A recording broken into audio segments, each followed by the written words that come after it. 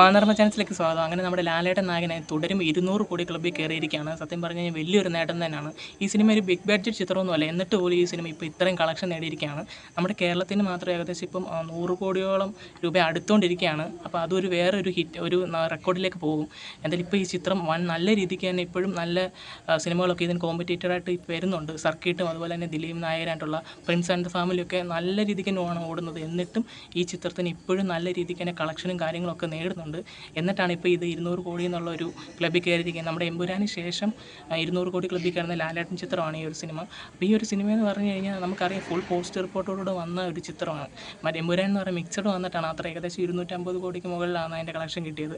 ഇതിപ്പോഴും 200 കോടിയായി. ഇനിയിപ്പോൾ നമ്മൾ കണ്ടു തന്നെ അറിയണം എമ്പുരാൻ്റെ കളക്ഷൻ ഇത് ബ്രേക്ക് ചെയ്യുമല്ലോ എന്നുള്ളത്.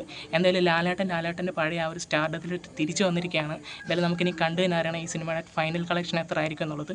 നിങ്ങളെ ഈ സിനിമയുടെ ഫൈനൽ കളക്ഷൻ എത്ര ആയിരിക്കും എന്നുള്ള ഒരു പ്രെഡിക്റ്റ് ചെയ്യുന്നുണ്ടെങ്കിൽ നിങ്ങൾ അതൊന്ന് കമൻറ്റ് ചെയ്യുക. അപ്പോൾ നമ്മുടെ ഇന്നത്തെ വീഡിയോ ഇത്രയൊക്കെ ഉള്ളൂ. ഞങ്ങളുടെ ചാനൽ ഇഷ്ടപ്പെടുമെങ്കിൽ ലൈക്ക് ചെയ്യുക, ഷെയർ ചെയ്യുക, സബ്സ്ക്രൈബ് ചെയ്യുക.